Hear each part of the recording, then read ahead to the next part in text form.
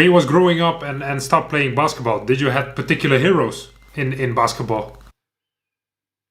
Yeah, man, I definitely had heroes in basketball. Growing up, for me, a lot of guys.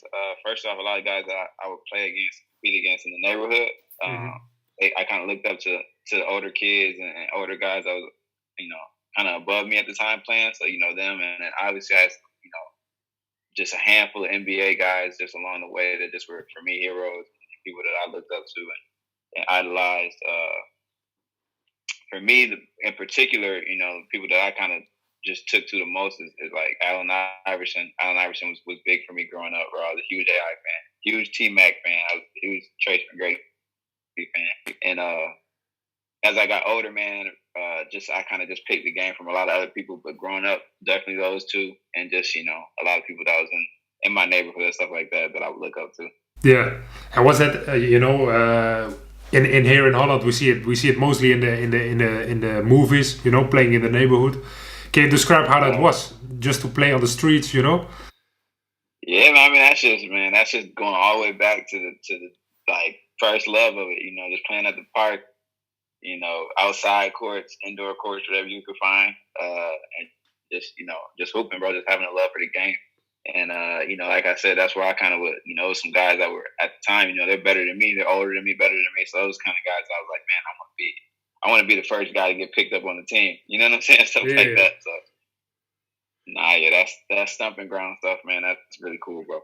If you look to the future, I can imagine you still have like dreams and everything in basketball. What do you see as your biggest dream or maybe biggest goal to still achieve in basketball? For me, man, I've always been a big dreamer.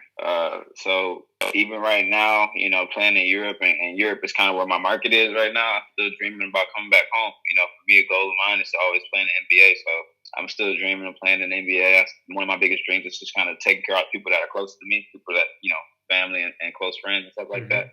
So I'm still dreaming about, taking care of them and starting creating a new way of life for them and things like that. So big dreamer, bro. You know what I'm saying? Always been that way. And, like I say, NBA is still definitely on the radar for me. If you look to your whole career, who do you see as your hardest player you had to guard? Oh, that's a good one. So looking back at my whole career, who was one of the hardest players that I had to guard?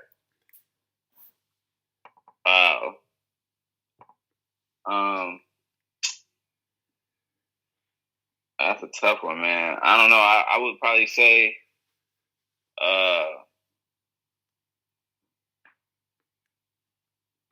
don't know, man. I would probably just be honest. I would probably like person that I played and seen play up close. I would probably say Karan. Karan's from my hometown. Karan Butler.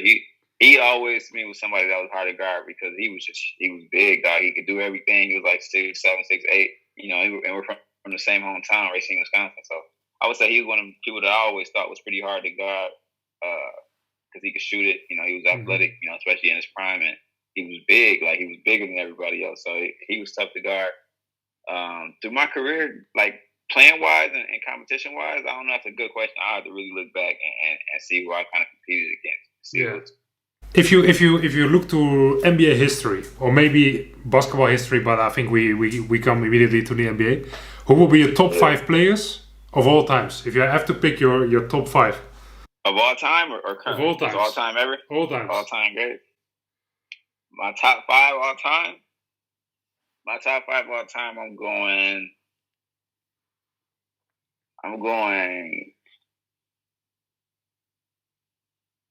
Whew, that's tough. That's tough. Yeah, I didn't say it was going to be easy. Yeah, do I gotta give you like by position or can I? No, just the five best players that in your eyes ever participate in any basketball match. I bet. So I'm going MJ. Yeah. I'm going Jordan. Yeah. Brown, Kobe, Shaq, KD. Okay. So I'm going Jordan, Brown, Kobe, Shaq, KD. And in that way, from 1 to 5. If you look to yourself, and probably this is going to be the question you're probably proud of. What is your personal record, point wise? My personal record, point wise, like highest points in the game. Yeah. I think my record is like in an official game is 50. I had 50 like last season before when I was playing Lithuania. So 50 points in the game right now, probably my professional record. But I think I've had over 60 before in like a summer league game. But is it like, sometimes you just have those matches, I think, and you just feel everything what you shoot is, everything what you shoot is in. Definitely had one of those. I had 50 in the 2 seasons ago in Lithuania. That's my professional high. And what kind of feeling did it give you if you noticed in the field, like everything what you lose, it comes in?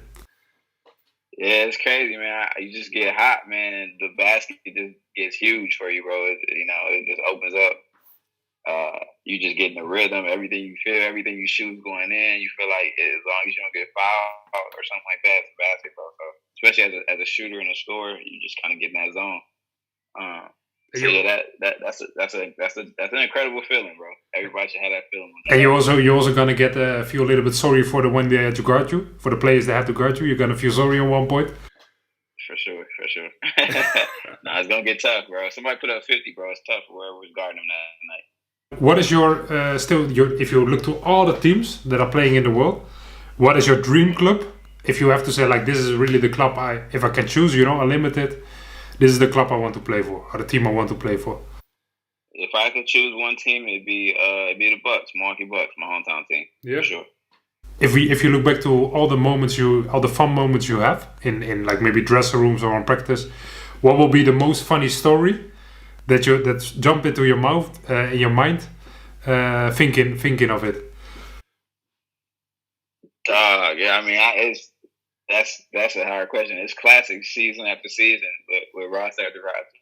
You know what I'm saying? Every locker room is different. So I'm just gonna give you one. I'll give you one from this past season actually, because that's just more fresh. Funny moment, bro. We was on the road. We was playing cards, we was playing spades, and me and Chris beat up on Mike and John on my team, Chalet. They had been killing us, right? They had been killing us in spades. Like the last couple of weeks going into it, we was on a road trip. We went and got some food, came back and played, and we just killed them, bro. We bossing them like twice. You know what I'm saying? Bossing in spades, like winning the hand, like with 10 suits or 10 what's the names, and then like so we just went crazy. We killed them. Yeah. And we was just talking junk. We was talking smack the whole time, and they had a way better overall record, but we hadn't been winning lately, and we just won in just dominant fashion. So we just let them have it, and that was our vibes last year, man. We had a good group, so that's a quick one just off the top